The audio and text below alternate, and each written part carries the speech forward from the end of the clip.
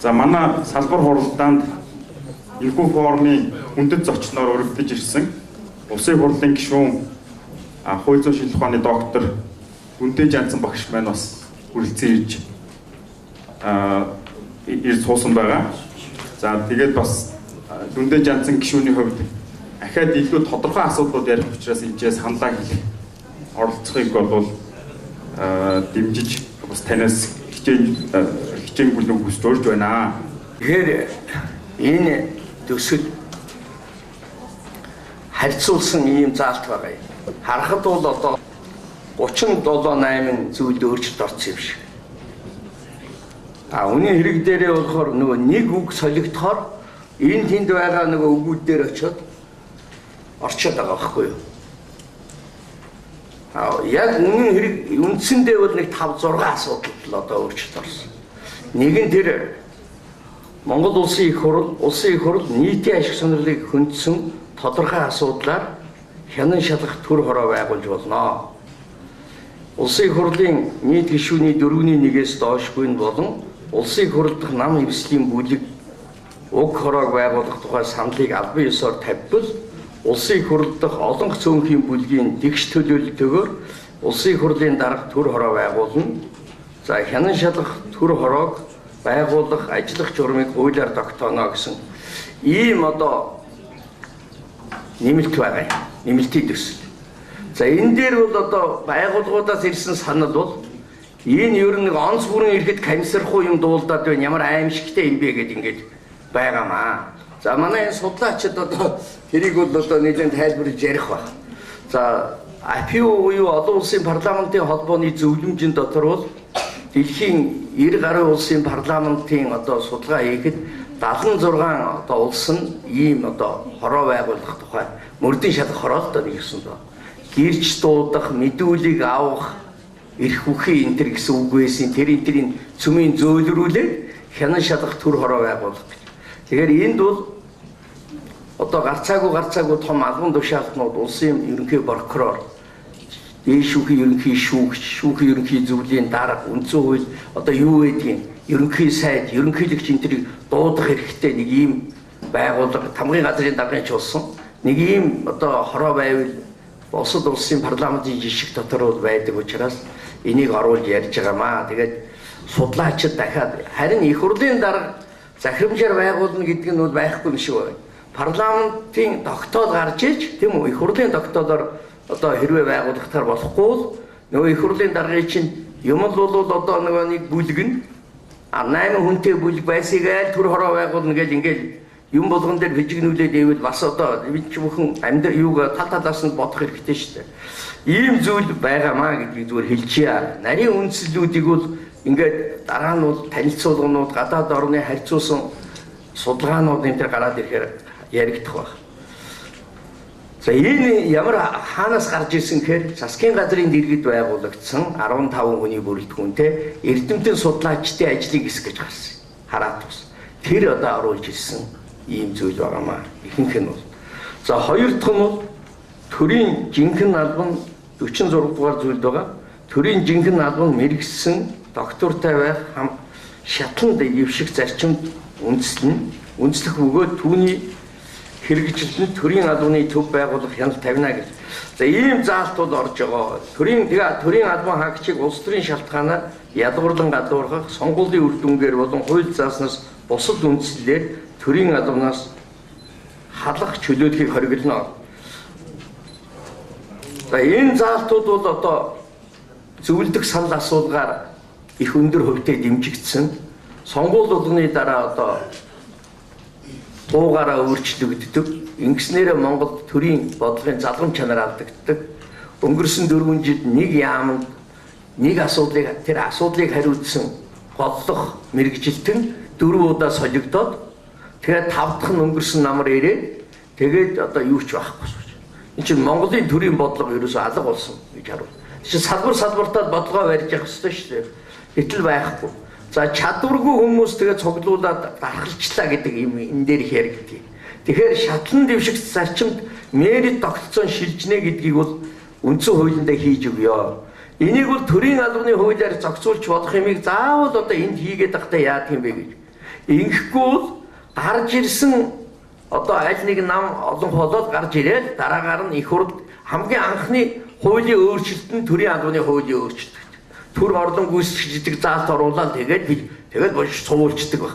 Тэгэхээр энд үндсэн хуульд энийг заавал зааж өгнө гэдэг асуудал бол олон түвний дунд бол маш их хүчтэй яригдсан учраас оруулж байгаамаа гэж. Жишээ нь Япон улсад бол оны ялгаа маш их байдаг. Урд өдөр нь ажилд орсон хоёр ижилхэн мэрэгжилтэн байгаад хилцээний дарга болох гэсэн чинь нэг урд өдөр нь ажилд орсон нэг хоногийн дараа орсон хүн урд орсон хүн болж ийн гэж байгаа. За манайд бол ур чадварыг илүү харах баг л да тийм адилхан одоо нэг хоног. Тэгэхэд Япон тэгж нарийнсэн биш төрийн албаны юу нь бол. Тэгэхээр уул нь юм байдаг уу сайхан биш. Бүгдөө жигд ажиллаж чаддаг тийм ур чадвар шалгуур болцлыг хангасан тэгээд ороод ажиллахдаа чин сэтгэлээсээ дээр ажилдаа ажиллахын эзэн болцсон. Тэгээд ингээ ажиллаж байгаа тохиолдолд аль нь төрүүлж ажилд орсноороо дэвштгэл одоо ийм л евро цаашдаа явахын тулд бол одоо энэ заалтыг бол оруулж яана гэж. За нэг хэсэг нь бол нэг ийм хоёр үндсэн заалт нь энэ байна. За гурав дахь нь тэр хяналтын байгууллагыг бол нэгж байгаа юм. За одоо тэр хувьсгалт нам гээд намын бие даасан 5 дахь үндсэн хуулинд ардын хяналт шалхороо байгуулна. Ардын хяналт шалхороо байгуулна гэдэг одоо санал бол маш их хэмжээтэй гарсан. Хот хөдөөд хөөс уулзлаа. Тэгэхээр социализм үеийн ардын хяналт шалхороо гэдэг чинь бол одоо үед тохирохгүй. Тэр чинь социалист өмчийн тийм үү? Хадгалалт, хамгаалалт, бүртгэлд хяналт тавьдаг. Ажлын хариуцлаганд хяналт тавьдаг хороо байсан байхгүй юу? Нэг талаасаа төрийн нөгөө талаасаа олон нийтийн их санаач төрс. Энэ одоо өгөхгүй. Энийг өнгөрөөдөд байгаамаа. Тэр зөвлөдөг санал асуудлын юун дээр жишээ нь хонио алдсан өхрөө алдчихад ардын хяналт шалхороо олоод өгдөг байсан энэ төргээд худлаа яриад байна лээ. За ер нь бол бас олж өгжсэн тал бий баг. Одоо энэ хангай мангайл их сайн мэддэг байна. За ардын хяналт шалхорооны хамтарсан шалгалтанд их явж ирсэн хүн байгаа. Энэ яамд бол бас нийлүүлээ явдаг байсан. Прокурор, шүүх, хууль шүүх яам нийлээд үйлдвэрчний төв зөвлөл өмчийн үзлэг гэдэг их том юмд явдаг байсан. За алдуул малаас ахуулаад. За тэгэхээр төрийн хяналт шалгах байгууллага бол Монгол улс хууль, улсын их хурлын бусад шийдвэрийн биелэлтийг хянан шалгах, улсын их хурлын бүрэн эрхийг хэрэгжүүлэхэд дэмжлэг үзүүлэх, дүгнэлт гаргах эрх бүхий төрийн хяналтын байгууллага нь хууль заасан үндслэлээр болон улсын их хурлын үүрэг болгосноор гүйцэтгэх эрх мэдлийн байгууллага, нутгийн захиргааны байгууллага, төрийн өмчит хуулийн этгээд болон хууль заасан бусад эрх бүхий байгууллага албан тушаалтны санхүү, төсвийн сахилга, үйл ажиллагааны болон хариуцлагын хяналтыг хараа тусаар хэрэгжүүлнэ гэж. За тэгэхээр яамдын дотоод засгийн газрын дотоод хяналт яасан бэ гэж асуулт гарна. Тэр бол байна. Дотоод хяналт бол байна. Мэргэжлийн хяналт бол байна. Гэлээ гэхдээ их хурлын хянан шалгах чиг үүргийг хэрэгжүүлэхэд чиглэл дэмжлэг үзүүлдэг хууль заасан юугаараа явдаг. Төрийн захиргаа яамдыг ядахтаа очоод шалгаад буруутай эздийн тогтоогоод хариуцлага тооцгээд доош хатан агентлагт байх юм бол тэр яамныхын сайдд үүргийн дүгнэлтээ гардуулаад хэрэгжүүлэхгүй бол сайдтай хариуцлага тооцдог, ерөнхий сайд нь хариуцлага тооцдог. Гүйцэтгэх эрх мэдлийн хэмжээнд ерөнхий сайдтай хариуцлага тооцох асуудлыг тавьж чаддаг ийм одоо хяналтын байгууллага хэрэгтэй байна гэж их хурлын дэргэдэх байгууллага болж ирсэн. Бусад одоо их хурлын дэргэд их олон байгууллага байдаг нь одоо цаашдаа юу болохыг нь бол мэдэхгүй, тэрийг нь бол шийдэж болох байх бусад хуулиараа гэж. За төрийн хяналтын байгууллагын тогтолцоо зохион байгуулалт үйл ажиллагааны эрх зүйн үндсийг хуулиар тогтооно гэж. За энэ мэдээж хэрэг угаасаа үндсэн хуулийнхаа модель юу стандартаараа явж байгаа. Тэгэхээр энэ дээр бас одоо хүмүүсийн санал их өндөр дэмжигдэж хүн болгон одоо ярьсан хүн болгол одоо энэ асуудлыг ярьж байгаа юм. За тэгэхээр би түрүү хэлсэн шүү. Энэ төрийн алба хяналтын хариуцлагын тогтолцоо хоёрыг ярихаар хоёр бие даасан эрх мэдэл гарч ирлээ гэж ингэж үзэж болохгүй. Энэ бол бүр албаар энэ хоёрыг бол хууль дох их хурлын хэсэг дотор тийм үү? Хууль тогтоох эрх мэдлийн дотор юун дээр бичиж гэнэ юу гэхээр 28 дугаар зүйл дотроо цөмийн бичиж байна. Энэ бол хууль тогтоох эрх мэдлийн хянан шалгах чиг үүргээ хэрэгжүүлэх үйл ажиллагааны хэсгээ гэж ингэж үзэж байгаамаа. За дараа нь 25 дугаар зүйл дотор нөгөө их хурлын бүрэн эрх дотор улсын их хурл улсын төсвийг хэлэлцэн батлах явцдаа засгийн газрын санал авалгүйгээр зардлын шин төрөл үүсгэх зарлага нэмэгдүүлэхийг хоригдлоо гэж. Орлогоо дайчлаагүй орж ирсэн бол гишүүд ярьж байгаа тийм үү? Орлогын тухай бодтой саналуудыг оруулж болно. Харин зарлага нэмэгдүүлж болохгүй. Тэгэхгүй ерөнхий сайдын сангийн сайдын оруулж ирсэн засгийн газрын төсвийг өөрсөө танихгүй болгоо гаргадаг. Ингэж одоо таарахгүй шүү дээ. Ийм учраас хэрвээ таарахгүй юм оруулж ирвэл их хурл батлахгүй буцааж явах ёстой. 2 удаа мөн 1 удаа буцаагаад дахиад батлагдахгүй ерөнхий сайд засгийн газар бүрэлдэхүүнээр огцорж явах ёстой гэдэг. Энэ зарчмыг одоо яг өрнөдөд байдаг яг энэ зарчмаар нь оруулахгүй сүүлдээ өөр хонь хурга нийлээд бүр сүүлдээ бүр ишиг хурга нийлсэн юм шиг болоод бүр ингэ танигдхаа байгаа. Тэгээд хариуцлага тооцох эзэнгүй болоо. Засгийн газартаа хариуцлага хэрэгжүүлсэнгүйч хариуцлага тооцож аргагүй хүртлээ болтол өөрчилдөг байхгүй төсвийг. Ийм асуудал гараад байгаа учраас ингэж байгаа. Харин тэр засгийн газрын санал авалгүйгээр эдийн зөвшөөрдгүйгээр энэ төр гэж сая де факто яриад байгаа шиг байна. Энэ бас авчиж болцсон гэж бодож. За их хурлын гишүүдийн амбиц гэж том амбиц байдаг шүү дээ. Үе одоогийнх ч биш юу. Их хурл руу ямар нэгэн хэмжээгээр эрх мэдэл рүү жоохон халтгал юм бол их хурлын гишүүдийн тэр одоо амбицыг давж гарна гэдэг бол тийм наацаг бас. Би бол гадагшаа одоо энэ хуулийг тайлбарлахаас илүү их хурлын гишүүд дотроо одоо хашланд хэлж штэ байлган гэдэг бол хүнд байдаг. Үзэлцэж байгаа. За дараагийн өөрчлөлт бол улсын их хурлын сонгуулийн журмыг хуулиар тогтооно гэсэн 21-р зүйл дотор тогтолцоо гэдэг үг нэмж байгаамаа. За энэн дээр бол одоо нийлээ юм болно. Сонгуулийн тогтолцоог хуулиар тогтооно гэж оруулъя гэж. Одоо бол мажоритар тогтолцоотой. Тийм ээ? Цаашдаа ер нь ямар тогтолцоотой яаж явахыг бол бас нэг жоохон уян хатан зохицуулж өгөхгүй бол нээж өгөхгүй болохгүй байна гэж. Холимог тогтолцоотой болж болно. Пропорционал тогтолцоотой байж болно. Мажоритар тогтолцоотой байж болно. Гэхдээ энэ нь бол нээлттэй үлдэгэ гэж ингэж үзэж байгаамаа.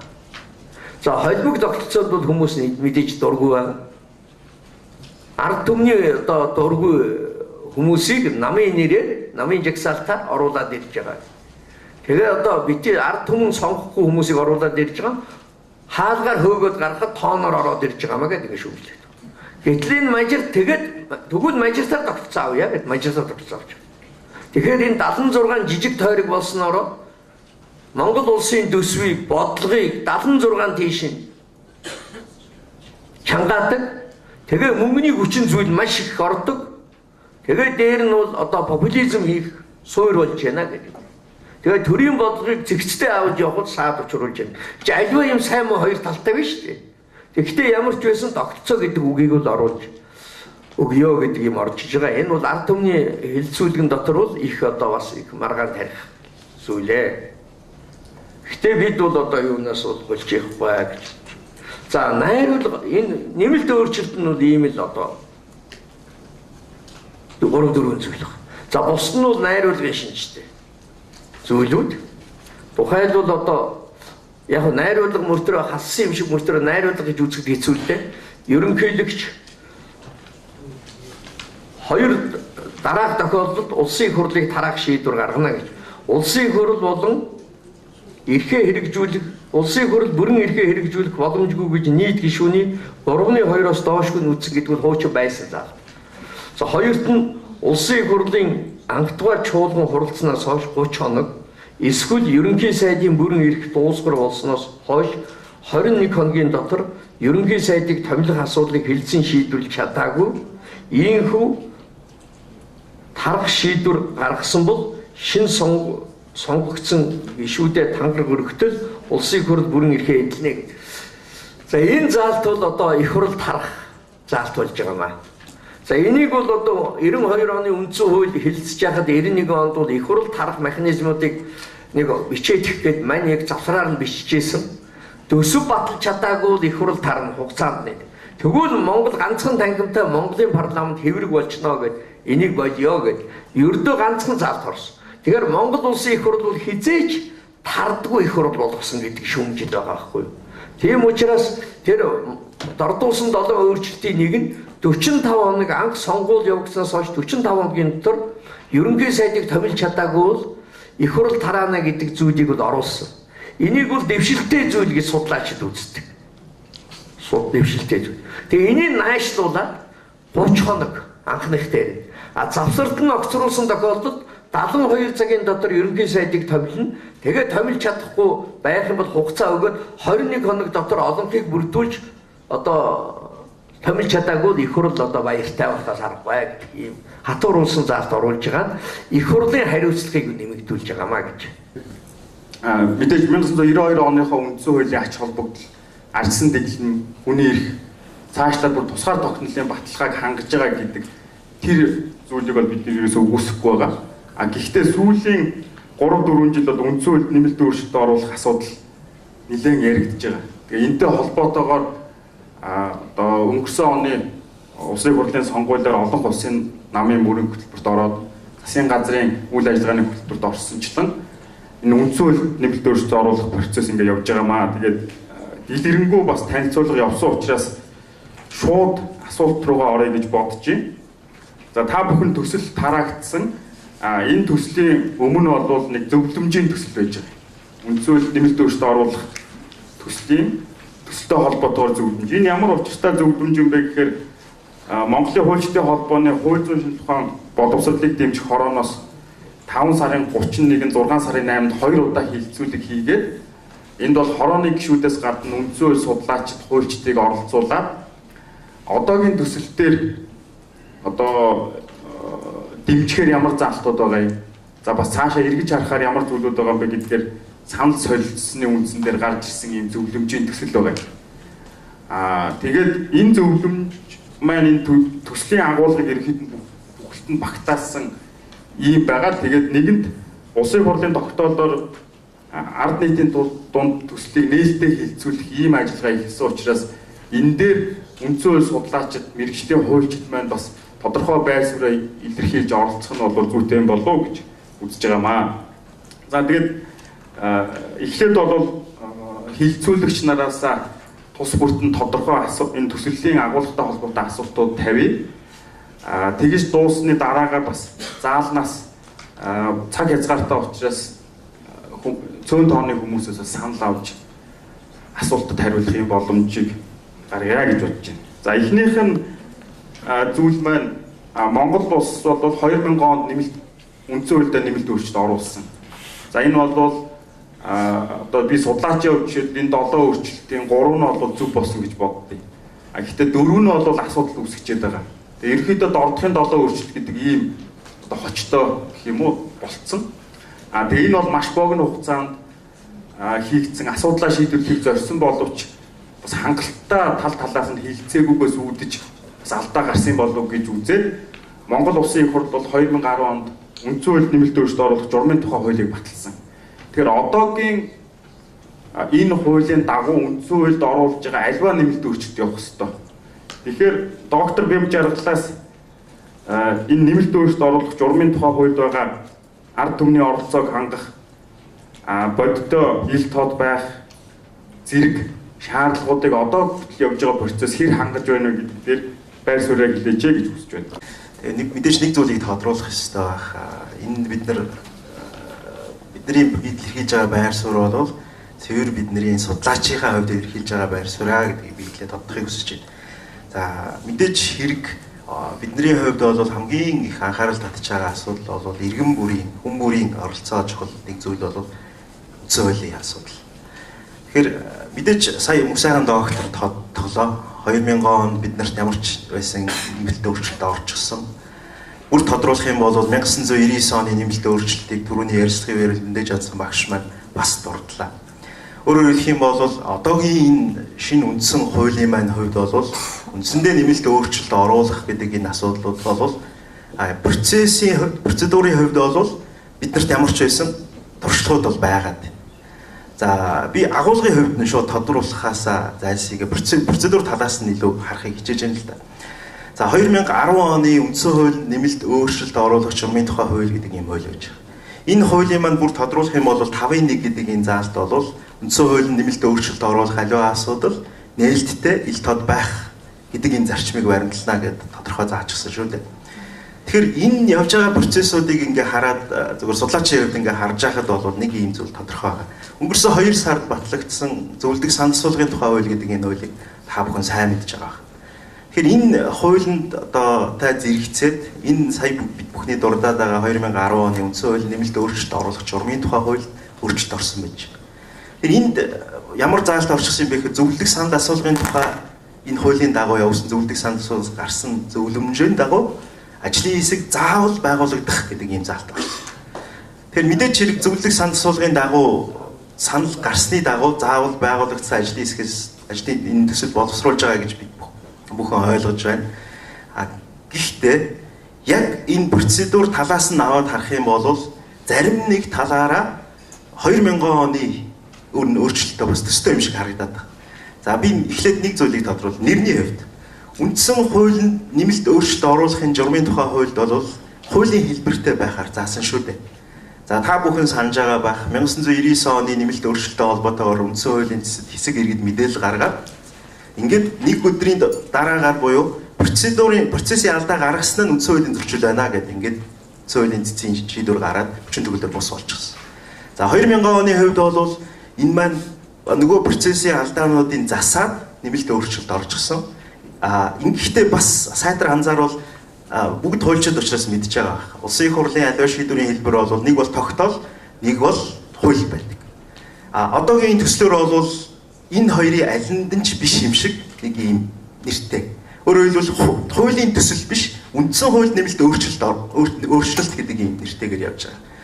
Тэгэхээр мэдээж хэрэг үндсэн хуулийн цэцтэй холбогдох энэ асуудал маань бол яг энэ хувилбараар харах юм бол нэгдүгээр үндсэн хууль нэмэлт өөрчлөлт оруулах журмын тухай хуулийн шаардлагыг хангахгүй. Үүгээрээ зогсохгүйгээр үндсэн хуулийн цэц хянаж болохооргүй. Ягаад гэвэл 2000 онд яг ийм асуудал гарсан шүү дээ. Үндсэн хуулийн нэмэлт өөрчлөлт бол өөрөө үндсэн хуулийн нэг хэсэг учраас түүнийг цэц хянахгүй маа гэдэг ийм биднэрт ийм практик байж байна. Тэгэхээр энэ зүйлийг бас давтах энэ аюул бас харагдаад байгаамаа нэгдүгээр. Хоёрдугаарт ил тод байх гэдэг энэ зүйл бол одоо хүртэл бас эргэлзээтэй байгаа гэдгийг би дахин тодруулж хэлхийг хүсэж байна. Баярлалаа. Үндсэн хууль нэмэлт өөрчлөлт оруулах асуудлыг хуулийн гэсэн хэлбэртэй байна гэж одоогийн хуулинд байна. Энийг үндсэн хууль зөрчсөн гэж одоо хүмүүс үзээд байгаа. Тийм учраас үндсэн хуулиа барина гэж. Үндсэн хуулиа гаргаад ирвэл мэдээ та нар үндсэн хуулийнхаа ард талд байж байгаа. Үндсэн хууль оруулах нэмэлт өөрчлөлтийг гэж хуулийг гээгүй. Тэгээд одоо энэ дээр чи бүтэн хоног 2 хоног ярьлаа шүү дээ. Их хурлын одоо үеийн гишүүд оролцоод за тэгээд л одоо нөгөө маргаантай сэдвүүлээ 2000 оноос хойш яригдсан маргаантай сэдв. За тэгээд одоо манай Ямбодорч ламжуу гэж эхэлнэ шүү дээ. Одоо ингээд нөгөө үндсэн хууль судалдаг болсон. Бүгдөө 80% нь бол үндсэн хуулийн нэмэлт өөрчлөлтөөрөө явахгүй болохгүй юм байна гэж. Тэгэхээр энэ үндсэн хуулийн нэмэлт өөрчлөлт оруулах хууль гэж нэрлэх юм бол энэ хуулиа бариад. Энэ бол хууль. Үндсэн хуулиндаа үндсэн хуульд хуулиар нэмэлт өөрчлөлт оруулахгүй үндсэн хуулийн нэмэлт өөрчлөлт гэж ярина. Америкт ч гэсэн одоо тэддэх нэмэлт, иддэх нэмэлт гэдэг ингээд явдаг. Ингээд одоо маргаан үүссээ. Тэгээд одоо экспертүүд гээд хүмүүсээс асуусаа. За яг энэ ингээд явж болно одоо хэлэлцүүлэг юм чи. Хоёрт нь бол одоо ийм байгаа шүү дээ. Эхлээд одоо тэр 12 сарын 15-нд онд практикийн эрдэм шинжилгээний үндсэн хууль 25 жил гэдгээс зөвлөмж гарсан. Тэр зөвлөмжийг үндэслэж ягаад ийм хэмжээнд оруулах юм байна гэд тэгээд нэгдсэн үндэсний байгууллагын хөгжлийн хөтөлбөр манай Томас Гинзбург инкватор нарын ахлсан энэ одоо ажлын хэсэг бол ийм чиглэлээр өөрчлөлт оруулна гэд 20 гаруй өөрчлөлтийн төсөл оруулж ирсэн. За үүний дараагаар их хурл засгийн газар дээр байгуулагдсан 15 хүнтэй ажлын хэсэг бол бас одоо нэг 40 гаруй өөрчлөлтийн төсөл оруулж ирсэн.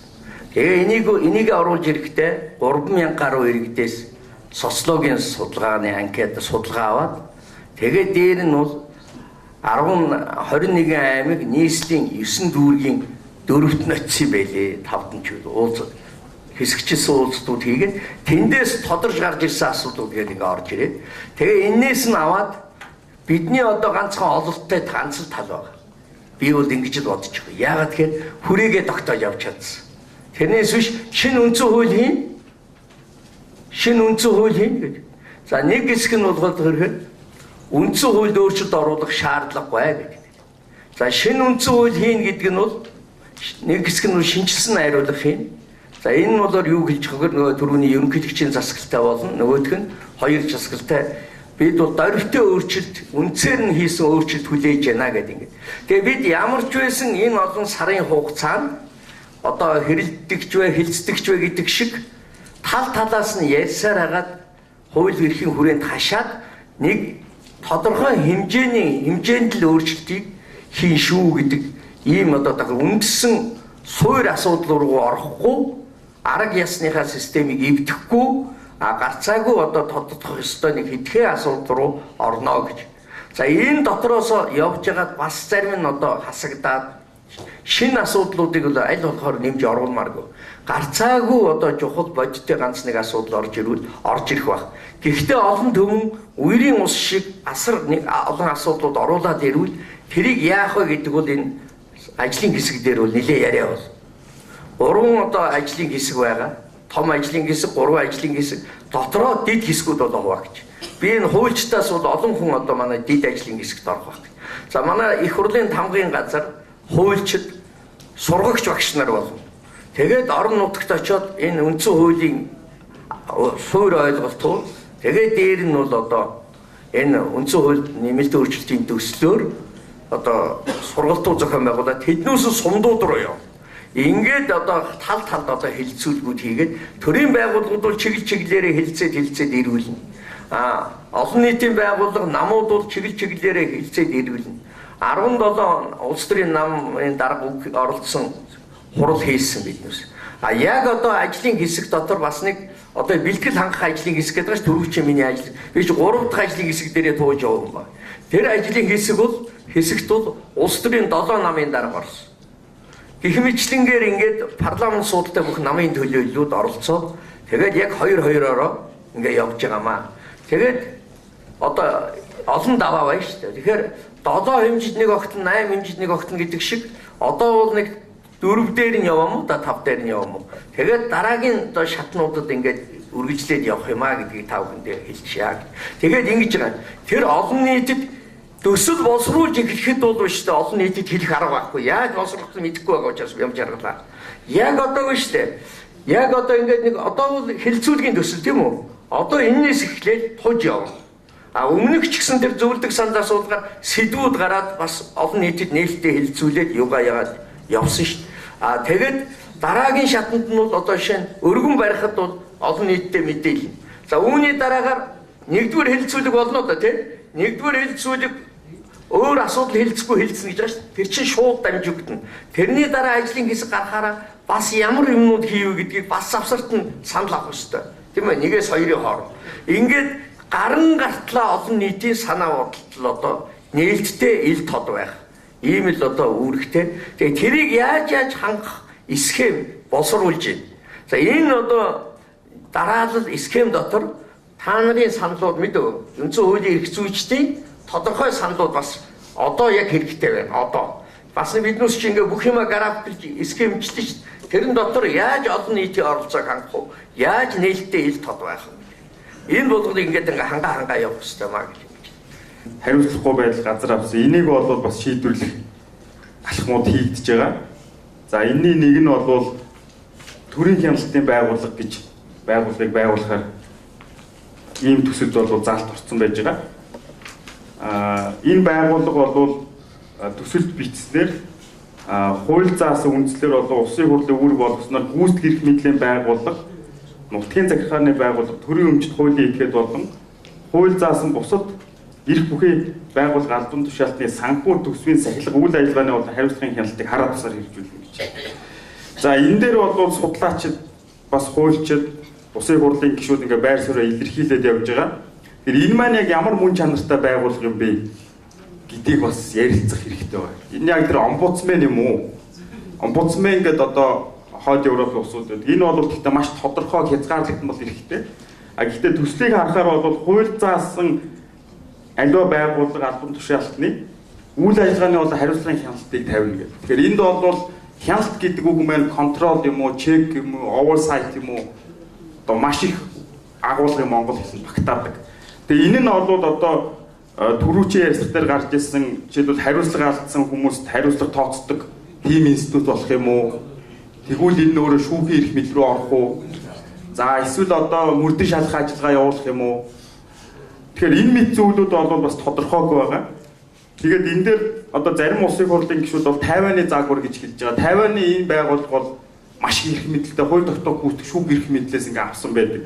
Тэгэхээр энэ тал дээр одоо байр суурь хийлгэнэ гэж үндсэн хууль судлаач маш их таныг бас урьж байна. Шиж үзээд бас миний гайхагдсан юмнуудын нэг л дээ. Ер нь сая ихтэй бас арай өөр тайлбар өглөө. Зөвхөн нөгөө энэ санаачлагыг гаргасан хүмүүс одоо би одоо тухайлан нөгөө манай зандаж шатар гэх хэмжлэгээр хүмүүс бол Азийн даван засгийн загвар гэж нэг юм яриад байна. Тэгээд энэ загвараа үнэлж байгаа тэр төрийн хяналтын байгууллага төрийн албаны зүйл хоёрыг үндсүүлийн байгууллага болно гэж ярьж шиг л болсон доо. Тэгээд тэр асуудлыг ингээ үзэхлээр зэрэг за энэ нэр ингээс Азийн гэж ерөнхийдөө бол дунд өдргийн улсын үндсэн хуулийн одоо анхны үндсэн хуулиас улбаатай ийм зүйл дундад улсын иргэн улсынх нь өөрийнх нь юу гэдэг тэр нөгөө загвар нь яагаад гарсан бэ гэхлээс сун яцсан гэдэг нөгөө хятад хөвсгөлийг санаачсан хүн маань өөрөө Монтескигийн онолыг үзэж чад энийг зүг онолоо. Гэхдээ Азад бол биднэрт тааруулахын тулд гэдэг нэг жаахан нэмэлт хийсэн нөгөө нэг хан улсын үеэс эхлээд күнзүү шалгалтаар төрийн албыг хүн шалгуулдаг болсон тэр системийг авъя гэдэг төрийн албаны зөвлөлийг үндсүүлийн байгууллага болгоцсон. Хэрвээ би дөрөг бол тан улсын үеэс эхлээд нөгөө орон нутагт байцаах төвшмөл томлоод тийм доноос бичиж аваад тэгээд тэрэн дээр хяналт тавьдаг болсон тэр системийг төрийн хяналтын байгууллага тавьсан юм харагдаад улаасаа тийм өгүүлэл нь байдаг байхгүй. Тэгээд тэрнээс болоод ингээд таван засгийн системийг гаргаад ирсэн гэсэн ийм юм явагддаг тэр онлын тайлбар нь бол яг манайх тэрнийг нь авах ёстой юм уугүй юу гэхлээс гэж нэлээд асуудалтай. Манай хуулиас энэ системийг магадгүй Йон Гүрний үед авчихсан байж магадгүй тэрнээс хойш бид нэр яг авчих гэжсэн үгүй гэдэгт хэрэгэлзээт. Тэгээ энэ нь бол яг ингээд тийм батлагдсан Азийн улсуудад сайхан таардаг систем юм а гэдгийг нь бол бас нотолж судалсан юм зүйлүүд бол бас цөөхөн л байгаа. Ялангуяа Монголын тухайд. Зүгээр яг тэр саяын тайлбараар бол нэг нь хяналтын байгууллага нь бол улсын хурлын дэргэд байх юм байна. Хэрвээ би энэ ойлгосноор бол энэ 46 дахь зүйлд орсон гэж энэ нөгөө яам засгийн газрын бүтцийн тухай асуудлыг тавьсан тэр хэсэг шүү дээ. Дотор нь яамдыг тийм биш үү? Биш. Юм дээр энэ төрийн албаны төв байгууллага нь болохоор шин 46 дугаар зөвлөл тэр яамдын бүтцийг заасан тэр хэсэг дээр байх шиг байна тийм. Тэр бас дээрээс нь тэр хууль яамдын нэрийг заасан байгаа дээр бас нэг жаа хэрэгэлзээтэй зүйлүүд байна. Тэгээд тэр ингээ асуудал гаргах хэмжүүд би бас тайлбарыг ойлгохгүй байна. Энэ хоёр байгууллага маань төрийн албаны төв байгууллага маань ихэд засгийн газрын бүтцийн байгууллага юм уу? Улс төрийн байгууллага юм уу? Төрийн одоо мэргэжлийн байгууллага бүгд нэг ийм байхын тэр төрийн хяналтын байгууллага ч гэсэн улс төрийн байгууллага юм уу, төрийн байгууллага юм уу мэдэгдэхгүй зүгээр л авталт нь хуулиар тогтооно гэж тавьсан байна. Тэгэхээр хуулиар тогтооно гэж тавьсан байхыг бодоход бол тэр нь яг хэн байгуулах, юу хийх, яаж хийх, тэрэндээ яаж хяналт тавих, тэр хяналт тавингуудаа тэр байгууллагуудтайгаа яаж харилцаа, хариуцлага тооцох энэ гэх нэг сайн бодоогүй юм шиг тэгэхэд ингээд нэг юм хийсэн юм шиг юм харагдаад байгаа байхгүй. Тэгээ бүр ялангуяа энэ төрийн хяналтын байгууллагын тэр дээр бол яг ингээд бүтцийн ингээд яг ямар тодорхой байгууллагууд энэ ерөөсөө тодорхой харагдахгүй хариуцлага тооцох нэг тийм байна. Одоо Иранд нөгөө нэг шашны нэг хяналтын байгууллага гэдэг шүү дээ. Нэр дэвшигч байгаа хүмүүст эсвэл нөгөө нэг юу сайдаар томдогдох байгаа хүмүүс ингээд шашны хувьд ариун байсан уугүй юу гэдэг нөгөө хомёны гэж нөгөө юу яадаг тийм хяналт тавьдаг энэ шиг тэрэн шиг юм байрлах гэдэг юм уу ерөөс ингэж яг юу хийх гээд бүтц нь ерөөс тодорхой харагдахгүй болтлоо аюу хэсэлтэй бодохгүй ер нь бол ер нь их товчондоо тэгээд ерөнхийдөө ямар юм харагдаж байгаа гэхээс яваа да төрийн албаны төв байгуулах бол яваа да засгийн газрыг гүйцэтгэх хэлбэрийг өөрийгөө салгахаар эрсдэлтэй харагдаж байгаа. Хэрвээ энэ төрийн хяналтын байгууллагыг өөрийг нь нэлээд одоо юу гэдэг яг юу хийх гээд яаж хийх гээд тэгээ яадаг ёстой юм бэ гэдгийг нэлээд детальчл заахгүй энэ шүүх хэлбэрлэг өөрийгөө салгаалчих тийм эрсдэл харагддаг байхгүй. Хэрвээ тэгэх юм бол өстой жинхнээс Азийн 5 загварын метод юу загварлуугаа яваад өгчих юм эрсдэл харагддаг. Тэгээд хэрвээ ингэх юм бол жинхнээс үндсэн хуулийнхаа суур бүтцийг бид нар хүндцэн юм нэг сони бол орчих гээд байгаа юм шиг. Тийм л эрсдэл харагддаг. Тэр энийг нэг жоохон детальчилж жоохон юу гэдэг яах гэж байгаа юм ийх гэж байгаа юм гэдэг нэлээд детальчилж өөрсдөө энэ төслөө хийж байгаа хүмүүс нэг тайлбарлахгүй бол энэ юу нэг дэмжигдэх хэцүү залт байна.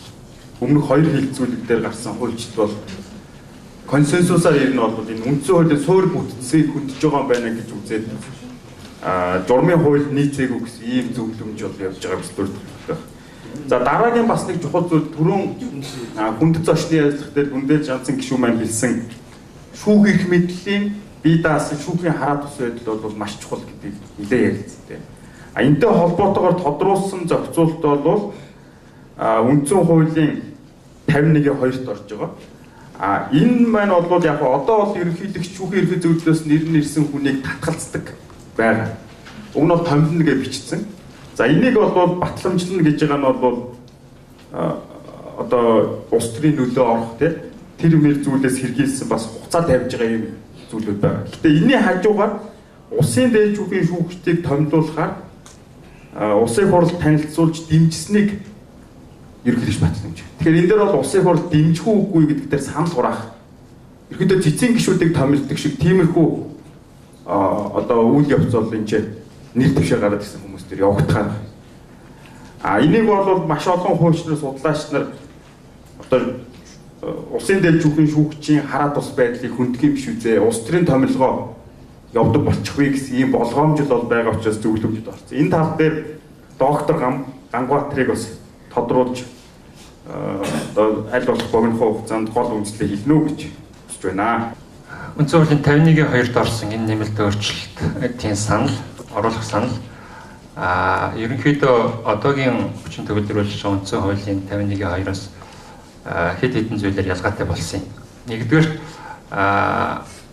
шүүхийн ерөнхий зөвлөлийн санал болгосноор ерөнхийлөгч томилдог байсныг ерөнхийлөгч батламжилдаг болгож байгаа. Хуучин шүүхийн ерөнхий зөвлөлөөс бол санал болгодог байсан. Одоо бол томилохоор санал болгодог болсон.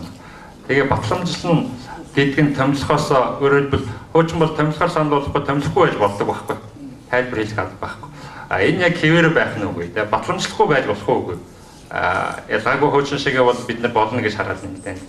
Зүгээр үнэхээр их ажлынхаа заалтуудын 72 цагийн дотор тодорхой хугацаа өгч байгаа нь өөрөө бас зөв зохицуулт болов гэж харж байна. За хоёрдугаарт улсын дээд шүүхийн шүүгчийг томилохоор ерөнхий зөвлөлөөс шүүхийн ерөнхий зөвлөлөөс оруулсан санал танилцуулна гэдэг. Их хурл танилцуулаад түүнийг нь улсын их хурл дэмжих үгүй юу гэдгийг шийднэ гэж. Хуучнаас ялгаатай нь шууд санал болгосноор танилцуулснаар ерөнхийлөгч томилдог байсан бол одоо улсын дээд шүүхийн шүүгчдийг танилцуулаад улсын их хурл дэмжих үгүй юу гэдэг дээр санал хураах нэ. Ийм нэг том өөрчлөлт орж байгаа байна гэж. За энэ бол мэдээж зарим улсуудад байдаг тогтолцоо. Америкийн нэгдсэн улсын дээд шүүгтэр жишээ нь яг л одоо конгресс дээр ярилцж шүү дээ, тийм ээ.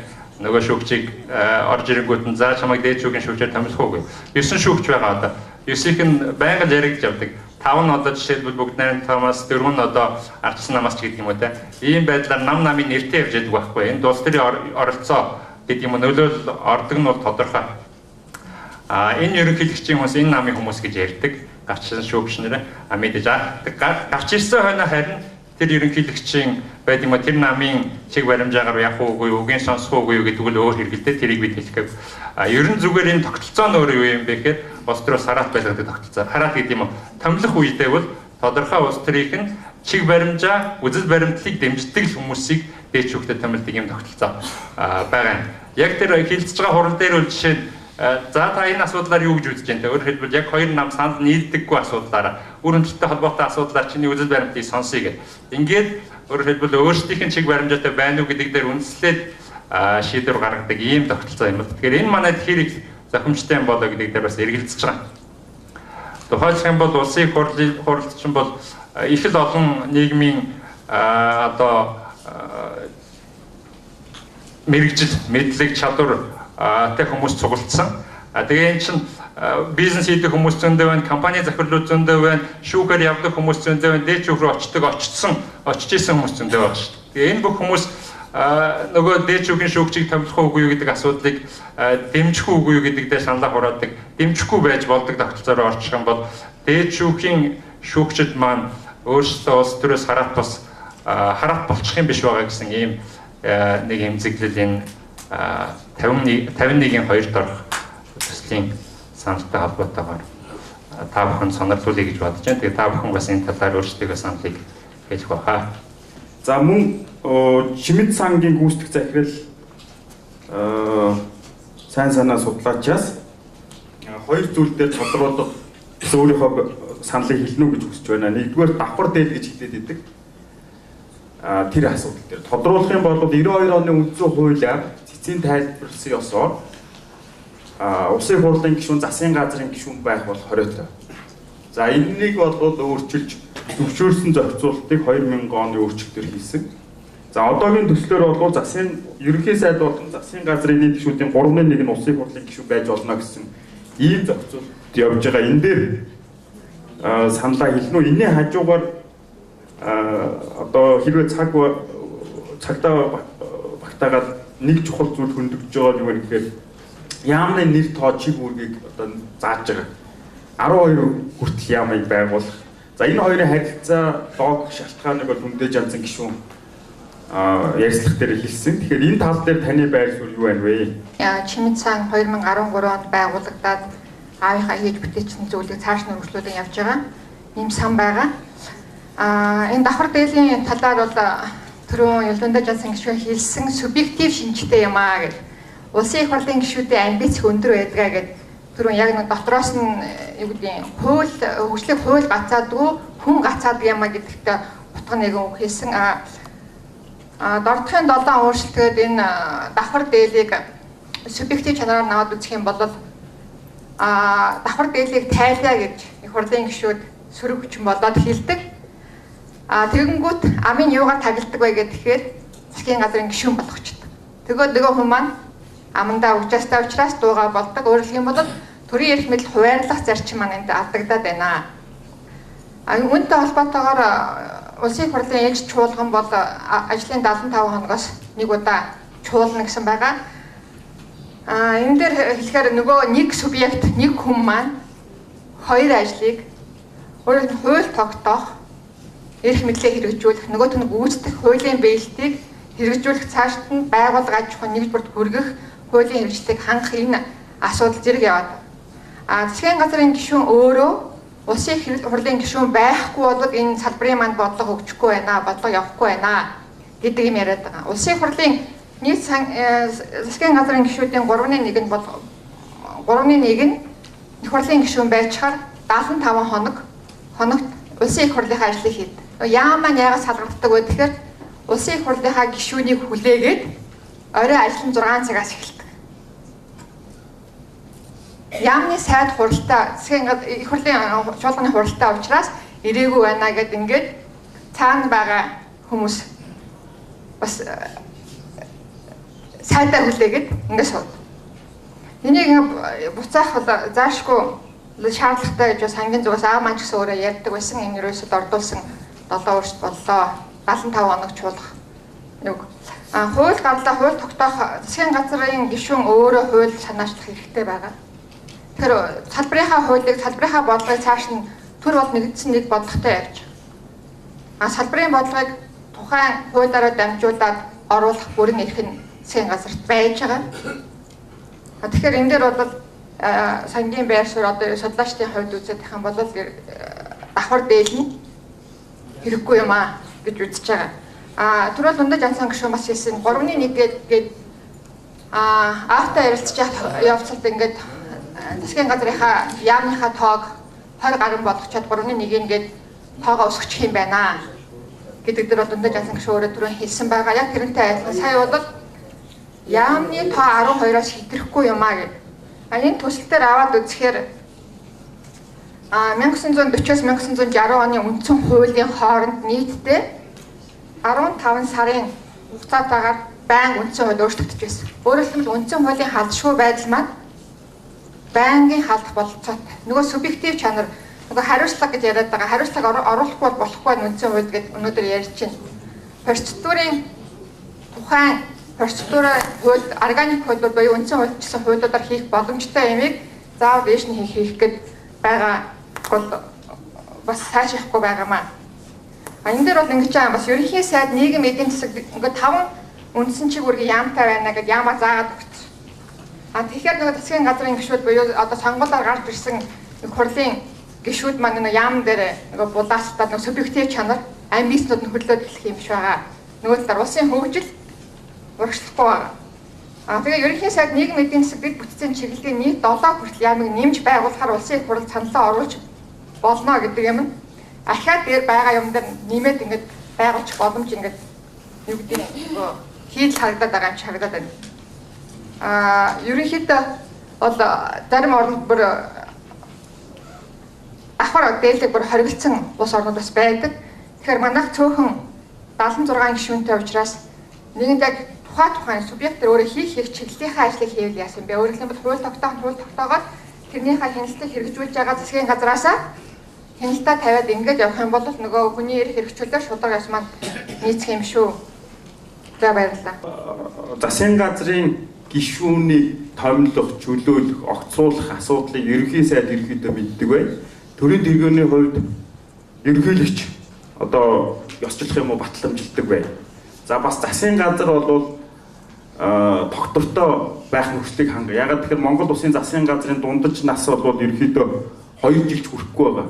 Одоо Герман эднэрт бол 8.1 жил байдаг. Тэгэхээр энэ өөрөө нийгэм эдийн засгийн асуудлуудаа шийдвэрлсэн бодлогыг зоригтой гаргах, тууштай хэрэгжүүлэх боломж олохгүй байна гэсэн. Энийг бол одоо нэлээд олон жил ярьж байгаа гол намуудын хооронд, судлаачдын хооронд бол хэрцангуй бас нэлээд яригдсан юм сэдв байгаа. Энэ дээр доктор Ганбаатарыг байр суурь товчхон хэлнэ гэж хүсэж байна. Үндсэн хуулийн 39-ийн 3 дахь хэсэг. Төрөний 51-2 бас нэг ойлгомжгүй хэлсэн байж байгаа юм шиг санагдав. Ерөнхийдөө тэр 72 цагийн тэр батламжна гэдэг үгийг ажилтайхан зохицуулалт байна гэж би харж байна. Хувь судлаач. Энэ дээр дэмжихгүй байгаа юм бол танилцуулж дэмжсэний гэж улсын хурлаар дэмжих хэсгээр санал хураадаг тасалдаг энэ байдал бол зохимжгүй максимум байр суурьтай байгаа шүү. За үндсэн хуулийн 39-ийн 3 дээр засгийн газрын гишүүдийг ерөнхий сайдын өргөн мэдүүлснээр улсын хурд хүн бүрээр хэлцэж томилдог. Энэ бол нэлээд олон жил яригдаад асуудал нэлээд сайн судлагдсан асуудлуудын нэг байх. Энэ удаагийн төсөлд орж ирж байгаа. За улсын хурд хүн бүрээр хэлцдэг байсан нөгөө фракцуудын юг засгийн газарт бий болгочдөг. Засгийн газрын одоо ерөнхий сайдын засгийн газраа мэддэггүй захирч чаддаггүй хариуцлага хүлээх боломжгүй болдог гэх мэтээр засгийн газар шийдвэр гаргадаг. Тэр шийдвэр нь засгийн газрын гишүүдэн дотроо хүртэл дэмждэггүй ийм нөхцөл байдал бүрдсэн. Их олон шалтгаан хэлж байгаа. Энэ бүх шалтгаанаас энийг өөрчлөе гэдэг санал бол нэлээд олон жил яригдчихсэн. Тэгээ энэ хуулийн төсөлд орж ирсэн хамгийн одоо бас ажилтайхан гэдэг юм уу хүлээж авах зөвшөөрөх үйс хүмүүсийн харж ирсэн хүсэж ирсэн юм зохицуулалтын нэг баг гэж ингэж харж байна. За ямар байдлаар энэ өөрчлөгдсөн бэ гэхээр ерөнхий сайд засгийн газрын гишүүнийг томилсон, чөлөөлсөн, огцруулсан шийдвэрийг ерөнхийлөгч болон улсын хурал танилцуулснаас хойш ерөнхийлөгч 72 цагийн дотор уг шийдвэрийг батламжлана гэж. Өөрөөр хэлбэл энэ өөрчлөлт юуг оруулж ирсэн бэ гэхээр ерөнхий сайд өөрөө засгийн газрын гишүүдийг томилдог, огцруулдаг, чөлөөлдөг нөгөө танхимын зарчим гэдэг үндсэн хуулийн цэцэн шийдвэрээр ороод ирсэн. Үндсэн хуульд байж исэн цэцэн шийдвэрээр байгаа гэдгийг баталгаажуулсан энэ одоо зарчмаа хэрэгжих боломжийг нь энэ нэмэлт өөрчлөлт оруулж байгаа байна гэж харж байна. Ерөнхий сайд нь өөрөө засгийн газраа бүрдүүлдэг, огцруулдаг, за энэ шийдвэрийг зөвхөн батламжилдаг гэж. Тэгэхээр зүгээр ганц эргэлзэж байгаа юм нь олонгод батламжлна гэдэг бол шийдвэрийг ерөнхий сайд гаргаад энэ зүгээр формалны гэдэг юм бус улсын ерөнхийлөгч төрийн тэргуунд байж байдаг символический их мэдл юм уу? Эсвэл үнэхээр одоо би батламжлахгүй гэж сууж болох уу гэдэг дээр бас та нарын саналыг сонсохыг хүсэж байна. Бусдаар бол бидний одоо энэ сууж байгаа судлаачид өмнө бас нэлээд олон судлаачдын тусгайлан энэ талаар хийсэн судалгаан дээр бол энэ зохицуулалтыг дэмжсэн ийм дүгнэлт гарч ирснийг та бүхэнд хаваалцъя. Юу гэхээр ерөнхийлөгчийн бүрийн эрх бол дуулаас өгөрж байгаа засчгал томороод байгаа 25 жил. Монгол улс бол парламентын засаглалыг уг нь бол сонгосон. Харамсалтай нь хуулиар ерөнхийлөгч бүрийн эрх нэмж өгсөөр байгаа сүүлдээ засаглалын хэлбэрээр энэ өөрөөр нөлөөлөх хүч юм болж эхэлж байгаа. Түрүүчийн удаагаас яригдсан. Тэгэхээр одоогийн төсөл дээр бол ерөнхийлөгчийн хууль санаачлах засгийн газар чиглэл эрхийг хассан ийм зохицуулт байгаа. Харин хуулиар нэмж бүрийн эрх олгохыг зөвшөөрсөн зохицуултыг хасаагүй байгаамаа. Тэгэхээр энэ дээр товчхон байр суурийг хэлбэл ер нь юу штэ нэлийн хэдэн жил яг ингээд эрчимтэй судалгаа хийгээд ингээд өнцөөр нэмэлт өөрчлөлт оруулах гэж байгаа бол бараг 3-4 жил хийж штэ. Тэгээ энэ дээр бол үндсэндээ миний ойлгож байгаа бол судлаачдын дунд үүссэн нэг гол консенсус юм. Зөвшөөрөх нэг нь юу гэхээр ерөнхийлөгч эрх мэдлэгийг залгаж байгаа штэ. Яг гэвэл гүйцэтгэх эрх мэдлийг салгаж чадах учраас. Яагаад салгаж чадах юм бэ гэхээр яг өөрөө шийдсэн нэг уулаас өгч байгаа зас шиг ингээд томорсоор гад үндсэндээ гүйцэтгэх эрх мэдлийг салгах төвшөнд хүчээд байгаа байхгүй. Тэгэхээр яагаад ингэж салгах ийм төвшөнд хүргэсэн үндсэн механизм нь хаана вэ гэхээр дандаа ердөө хуулиар бид нар ерөнхийлөгчдөд нэмэлт эрх өгөөд тэглээд энийг ийм харагдаад байна. Тэгэхээр энийг заавал хориглох нь зүйтэй. Энэ саналыг бол дэмжиж байна. Дээрээс нь тэр хууль санаачлах эрх мэдлийг эрхийг ерөнхийдөө бас хассаныг бол би хувьдаа бол дэмжиж байна. За ерөнхийдөө бид нар яг энэ юугаар үндсэн хуулийн нэмэлт өөрчлөлтөөр юу шийдэх ёстой бэ гэхээр гүйцэтгэх эрх мэдлийг салгаасныг л боловсруулах ёстой болж гэж би ойлгоод байгаа байхгүй. Тэгэхээр бүр хүмүүс жинкнээсээ хэн хариуцлага хүлээх тодорхойлно тэр үл ерөнхийдөө тэгээд ажлыг хийхгүй бол бид нар тэрэгтэй хариуцлага тооцох болцоод байна байхгүй. Одоо салгаалцсан байгаа учраас бид нар хэдэн хариуцлага тооцох мэдэхгүй. Тэгэхээр энэ агуулгад бид нар энийг боловсруулахын тулд ерөнхийлөгчөөс энэ эрх мэдлүүдийг үндсэндээ хасах энийг авах ёстой. Тэр хууль санаачлалтыг боловсруулах хэрэгтэй ердөө хуулиар нэмэлт өөрчлөлт хууль олгодгийг боловсруулах хэрэгтэй тэрний энэ төслийн энэ залтуудыг би дэмжиж байна. Гэхдээ гүйцэтгэх мэдлийг дахин салгаалах тухай бас нэг асуудал үүсэх гэдэг нь тэр төрийн албаны төв байгуулах гэдэг юм гараад юм хөвчих байгаа юм. Хэн байгуулахын юу их юм гэдэг бид нар аягүй сайн заах хэрэгтэй. Тэгэхгүй бол одоо жишээл за бие даасан байхын тулд их хурл тоглоо. Тэр төрийн албаны бие даасан байдаг. Эсвэл ерөнхийлөгч тоглоо. Үр дүн нь явах гэхээр дахиад салгаалчих гэдэг. Хэрвээ тэрнийг ерөнхийсээ төвлөдөг болох бол тэгвэл дахиад тийм байгууллага хэрэггүй болчихдог. Энэ яг ямар логикээр хийсэн ерөөс ойлгоод байгаа юм. Асуулт дээр ерөнхийлөгчийн эрх мэдлийг хязгаарлахын тулд би бол дэмжмээр ер нь дэмжих ёстой. Уулаасаа хэрвээ бид нар юм хийх гэж бол ингэж хийх ёстой.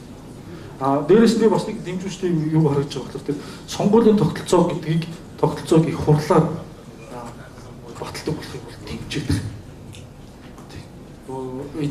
Энэ асуудлыг би нэг ирдмэж бичих ухаантай тэрнийг дүндэж чадсан багш удирж байгаа нэг тэрнийг оруулж өгсөн баярлалаа багш гэж хэлж байна. Доктор Бям Жаргалаас асуух зүйл маань юу гэхээр үндсэн хуульд хотын статусыг зааж байгаа. За мөн баг хороод хосхны засаг даргыг сум дүүрэг хотын засаг дарга шууд томилдог. Ийм хоёр өөрчлөлт бол явж байгаа. Тэгээд ихэнх улсын үндсэн хуульд бол шууд хотыг заадаггүй. Хот заадаг цөөн тохиолдол нь бол ус нь байгууллагаас өмнө байсан хоттой усуудыг хвшлээ заагаад багш. Тэгэхээр энэ дээр одоо бас энэ талаар судалгаа хийж ирсний хувьд Бям Жаргал доктор байр суурь хэлнэ үү? Үндсэн асуудал дээр товчхон байр суурийг илэрхийлж гэж бодож байна. Усаахан докторийн асуултыг би хоёрдугаарт нь хариулах гэжээ.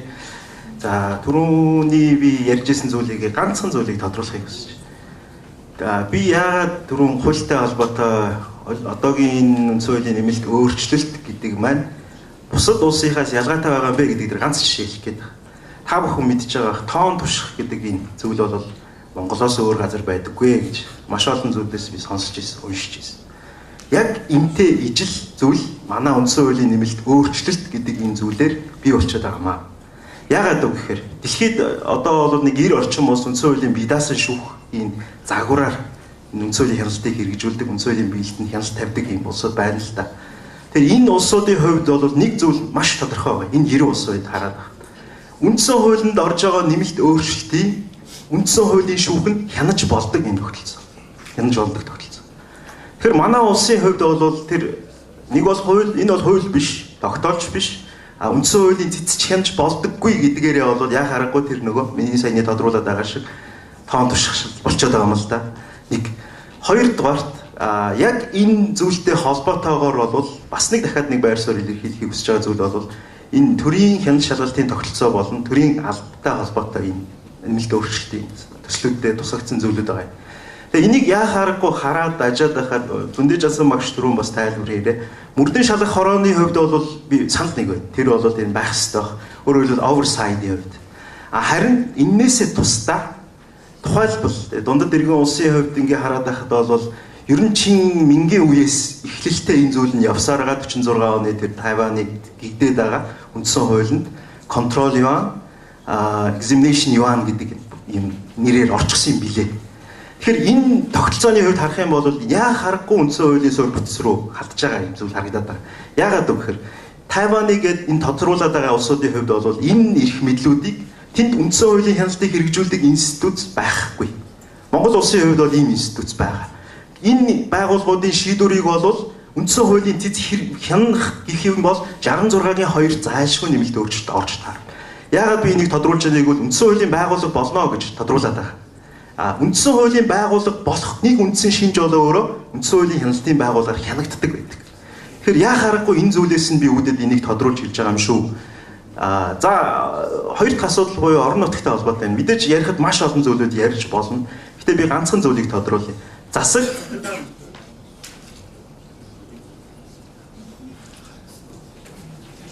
Засаг захиргаа нутаг дэвсгэрийн нэгжийн дотор хот тосгоныг байгуулж болохыг бол 1992 оны үндсэн хуулиар бид нар бий болгосон. Гэхдээ харамсалтай 1992 оны үндсэн хуультай зэрэгцэж гарсан үндсэн хуулийн хавсралт хууль гэж та бүхэн сайн мэдж байгаа. 4-3 гэдэг энэ заалт. Хот тосгоны эрх зүйн үндсийг хуулиар тогтоох хүртэл Дархан, Чойр, Эрдэнтийг одоогийн аймгийн засаг захиргааны нэгжийн аймгийн статустай ижил байхаар энэ хүртэл гэдэг энэ нөхцөлийг бол бий болгосон. Харамсалтай нь энэний дараагаар буюу 94 оны энэ тогтоолоор эдгээр хотууд маань тухайн үеийн нэрээр аймаг байх буюу засаг захиргаа нутаг дэвсгэрийн нэгж болох энэ үндсийг өөрөө бий болгочихсон. Нэг үгээр хэлэх юм бол хуулиараа засаг захиргааны нэгж дотор хот байж болох энэ үндсийг хийж болох боломжийг бид нар ашиглаагүйгээ одоо үндсэн хууль руугаа оруулснаар асуудлаа шийднэ гэж байгаа бол 10% их учир дутагдaltaй зүйл харагдаад байна. Би ганц зүйлээр засаг захиргаа нутаг дэвсгэрийн нэгж болон хотыг ялгахыг хичээе. Хот бол цэвэр аж ахуй. Тэнд шугам сүлжээ, зам, амьдрах орчин, хог гэдэг энэ асуудлуудыг ярьдаг бол засаг захиргаа нутаг дэвсгэрийн нэгж гэдэг бол төрөөс явуулж байгаа тэр үйл ажиллагааг орон нутгийн иргэдийг оролцуулахтай холбоотой энэ зүйлийг холбож байдаг энэ гүр байдаг. Бүр энгийнээр хэлэх юм бол магадгүй суурин газруудад ягаад хотууд бол би үүсч болно. Тэр болгоныг засаг захиргааны нэгж гээд байсан чинь нөгөө уул уурхай баялагийг дагсан үүссэн хүмүүсийн мөнгөнрөл маань тэр уул уурхай баялаг алга усны дараагаар засаг захиргааны нэгж чи өөрөө өөрчлөлт хэмжээний улмаар үндсэн хуулинд дахиад өөрчлөлт оруулах энэ асуудал маань бол бий болж байгаа маа гэдгийг би тодруулж хэлхийг хүсэж байна. Баярлалаа. Монгол улсын нутаг дэвсгэр. Гэхдээ энэ Зүндэж Асан гишнээс асууч энэ таслал байх ёстой байсан уу? Таны төсөл дээр нутаг дэвсгэр таслал засаг захиргаа гэж байх ёстой байсан. Энэ төсөл дээр таслал байхгүй байх шиг байна. Таслалаас хамаарч хүний амь хүртэл хүндэгдөө гэдэг асуудал яригддаг. Тэгэхээр яг би бас түрүүний юм дээр шудраг яс гэдэг жаргал сайхан сэтгүүлч асуусан. Шудраг субъектив чанар гэдэг Зүндэж Асан гишүүн энэ олон жилийн хугацаанд парламентын гишүүн, хууль тогтоох байгууллагын гишүүн бид дарга гэж явсан. Энэ хугацаанд гүйцэтгэх мэдлийн бол засгийн газрын гишүүн нэг ч удаа байж үзээгүй байх тийм үү? Тэгээд энэ дээр бол би түрүүн засгийн газрын давхар дээдэг тайлдаж ихэд толгойд огш шиг болсон. Та толгойд огсноо би андууруу. Таны хүзүүч хэлвөө. Тэгээ ийм дээр сонсоор өгч байгаа.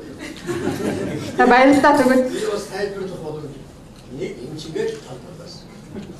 Их одоо энэ сэдвүүдээ хэд үндсэн хууль судлаач нарыг оролцуулаагүй. гэхдээ энэ цаана бас судлаач гэж улсууд байна шүү дээ. Байгаа. Тэрийг өгөөсгүй бүхэн энэ юу гэдэг Монголын ард түмэн бид гэж үндсэн хууль маань ихлээр сахитун, мэдтэн сахитун гэж дуусгаж байгаа. Тэгэхээр өнөөдөр үндсэн хуулийг маань одоо энэ засгийн ухаалаг нэгж болсон баг хүртлээ бүх хүн иргэндээ сурталчлах, тайлбарлан таниулах, ойлгоогүй юм зөндөө бас байгаа. Түрүүн тохиолдлын санамсаргүй байдлаар 700 хүний санд асуудал аваад ер нь өөрчлөлт болж байгаа гэж хэлж байгаа. Ерөнхийдөө бол далайн хоол амсуулж үзэг урч далайн хоол идэхүү дуртай юу гэдэг нөгөө тандаа сонирхоод үзчихье гэдэг тийм байдал бас санархүүгээр хариулсан байж бас магадгүй юм аа. Тэгэхээр миний хувьд үзэж байна. Засаг захиргаа нутаг дэвсгэрийн нэгжийн хувьд одоо энэ дээр хот гэдэг би сая бямжрал доктортой бас санал нэгвэ. Ер нь засаг нутгийн нэгж нь өөрөө нутгийн цавтай буюу хэлийн дэс дээрээс нь хүн ам тухайн засаг захиргаа удирдлагатай байх ёстой гэж байгаа. Инженерийн шугам сүлжээ түрүүн дэд замаа хамаарад улсынхаа хөгжлөөс хамаарад нэгжид хичнээн хот байгуулж болохыг үгүйсэхгүй үүнийг хот усны эрх зүйн байдлын хуулиараа зохицуулна гэдэг хуулинд оруулсан байгаа. Тэгтэл энэ төсөл дээр маань энэ нэгжийг хот гэж оруулчаад ахаад ард нь нөгөө хот усны эрх зүйн байдлыг хуулиар тогтооно гэсэн ингэ байж байгаа юм. Энэ алдаа юу? Засгийн нутаг дэвсгэрийн нэгжийн хууль гэж бид түүний удирдлагын тухай хууль гэж байгаа. Хажууд нь хот усны эрх зүйн байдлын тухай хуулиар тогтооно гэдэг чинь энэ чинь нэгж гэж оруулчаад буцаагаад нэгж биш юм шигээр хот усны эрх зүйн байдлын хуулиар зохицуулна гэсэн нэг ийм асуудал байна. Тэгэхээр нэгжид хичнээн суурин газар буюу хот усхан байж болох юм аа. Заавал энэ засгийн нутгийн нэгж рүү оруулж одоо юу гэдэг үндсэн хуулийн халдшгүй байдлыг байн хүндэх юм руу орох гэдэг байна гэж ойлгож байна. Засаг захиргаа нутаг дэвсгэрийн нэгж хотын асуудал шүү дээ, тийм. Нийтдээ 20 гаруй удаа хурал хийжээ. Маш их материал цугласан байна. Зөвхөн одоо энэ асуудалд орохгүй мэдв. Энээс хойш 6 удаа яг энэ асуудлаар нүүбийн хөтөлбөр дээр ярилцлаа. Манай Батбаатархийн энэ төргээд хүмүүс байдгийг. За тэднүүс ингээд наа талд нь Дамбочирхийн энэ төргээд бас хүмүүс байд. За ингээд түс тасчин боллоо олж юм бол. Тэгэхээр ийм асуудал. Дархан Эрдэнэт хоёрын хувьд л байгаад байгаа байхгүй юу? Дархан уул орхон хоёр. Энэ хоёрын тусгай статус гэхээ захирал захиргааны нэгж гээ.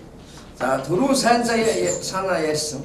Тэр яамдуудыг оруулахаар би мэднэ 40-оос 90 он хүртэл биш үү? Тэр одоо яам юу гэж байнг оруулж идэг. Жил болгоны ардын хурлын чуулганаар нь оруулаад байдаг. Тэгэхээр үндсэн хууль. Тэгэхээр энэ асуудал одоогийн манай тэр үеийн үндсэн хууль, одоогийн үндсэн хууль хоёр өөрөө. Өөрөөр хэлбэл хуулинд өөрчлөлт, үндсэн хуулинд өөрчлөлт оруулна гэдэг нь тийм амаргүй асуудал. Гол нь ингэж байгаа байхгүй. Тийм учраас нэг зоодсон бол орно гэж асуудал ер нь өөрчлөлт орно гэж барагтай бол байхгүй. Ийм асуудал байгаамаа. За хоёр дахь асуудал бол та нарын гаргаж байгаа тийм үү давхар дээр одоо сайн санаа тогтчих юу санал нэг л байгаа байхгүй юу. Тэгэхээр биш үү. Энд чинь үндсэн хууль гэдэг чинь хамтын бүтээл шүү дээ нөхд минь. 26 хүнтэй ажлын хэсэг байж байхад гараа өргөөл 14 12 орол нэг хагалж байгаа байхгүй юу. Нэг асуудлаар нь хэд хоног маргаж байгаа. Та нарын маш батын ярьж байгааг нөгөө талаас нь ярьж байгаа. Тэр хоёр юан гэдэг байгаа шүү дээ тийм үү. Шалгалтын засаг юу хоёр. Тэр яг тэр хяналтын юу гэж чинь Израилийн үндсэн хуулиас биднээс одоо харлаач хамгийн сүүл дайн Израиль хоёр. Гэхдээ хуулж байгаа биш ээ. Дүгнэлт гаргана. Яг тэр гүйцэтгэх шүүхрүнч юу тэр холбогдох хуулийн байгууллагын шилжүүлнэ. Хариуцлага тооцох асуудал энэ чинь хариуцлага алдаад байгаа хүнтэйгээ сайн хариуцлага тооцохгүй яваад байгаа байхгүй. Тийм учраас албан ёсны жуулаад дүгнэлт гаргаад тэр сайд одоо доод албан тушаалтантайгаа хариуцлага тооцох. Дүгнэлт гаргах юм байна. Гэхдээ энийг биш үү?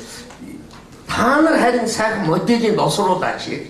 Энэ бол одоо тийм хэлэх гээд ш. Моделийг боловсруулаад 5 засаглалын тухай асуудал байхгүй. Төрийн албаны зөвлөлийн төгс хасахул амархан гэдэг байгаа шүү дээ. Тэр төрийн албаны зөвлөл үндсэн хуулийн статустай байгууллага болоод засгийн газрын хэсэг дотор суугаад өгсөн байна гэж чи тэгээд шүү дээ тийм үү? Хэрвээ одоо шаардлагатай бол хилцүүлгийн явцад хасах хэрэг нь нээлттэй байгаа. Жишээ. Тэгэхээр одоо шүү дээ асар олон юм нэмэгдэж орж байна. Маш их нэмэлт санал гарна. Тэр болоныг шүүх асуудал гарна да тийм үү?